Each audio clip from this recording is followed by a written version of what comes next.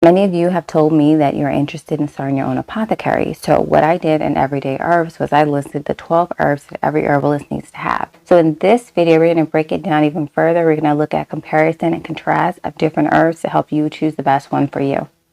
So today we're going to talk about alternative roots. Now there are alternative plants that are not roots, but I feel that the roots really get to the root cause, no pun intended. So today's lineup consists of burdock, dandelion, and sarsaparilla roots. If you don't know what an alternative plant is, these are blood cleansers or blood purifiers. They're used for detoxification. They also have diuretic properties. They help to get rid of excess waste, and they tend to have affinity for the liver and or kidneys. So let's see how these three compare and find out which one might be the best for you. So we're going to start with burdock root first. So burdock root is the cheapest of all three of these remedies. When I buy my roots, I do tend to buy them in bulk at about £1. And this is a root that you can get for less than $20 a pound. So that's really good. As far as taste, I would put it in the middle. It is slightly sweet, but it does have a bitter taste, which I think is palatable but for most people, it might be a struggle to drink a cup of just burdock root. I do like this remedy for its affinity for the skin, so it's really known for acne, eczema, any issues with the skin. And the leaf is actually used on the skin externally as well in a poultice.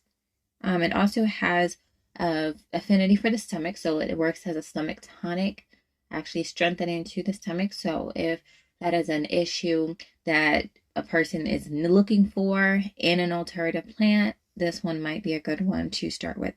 I also like it for lymph circulation as well. So if that is something that's needed, this is something that would propel this to be the remedy versus another one if you have those types of needs.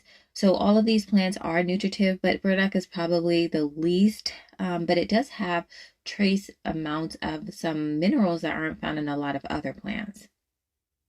So next we're going to talk about sarsaparilla. Sarsaparilla is the best tasting. It is sweet, but it also has like a spicy kind of smoky flavor. So it's different. I really like it.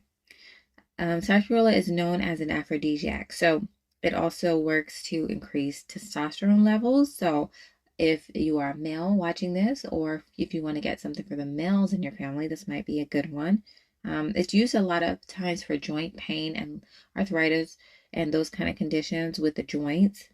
It helps to stimulate the circulation, get everything moving, and it also increases the blood flow to the nether regions, the pelvic area. So again, if that's what you're looking for, this is a really good remedy. Sarsaparilla does have vitamins A, B complex, and C and D, which is similar to dandelion. I'll talk about dandelion as well. So last, we're going to talk about dandelion. So dandelion is the easiest to identify and the easiest to find because, many of us already know what a dandelion looks like. You just have to find a place where it's not sprayed. Look in your backyard. That's where they are very common. Dandelion has vitamins A through D as well. A lot of the minerals are concentrated in the root.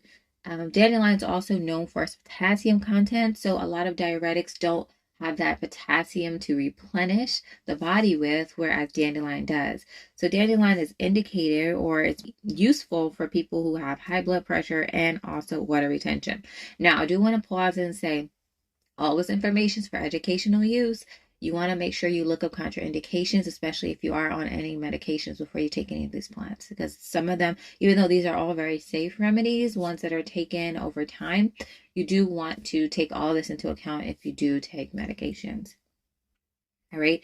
So dandelion is really known for water retention. So if that is one of the factors that of some of the issues that you're going with, then that might put dandelion a little bit higher up on the list. Dandelion root, it has more an affinity for the liver, whereas sarsaparilla and burdock have more of a kidney affinity, but they all are really useful plants, and hopefully now you know how to use them a little bit better, and you know which remedy might be the one for you.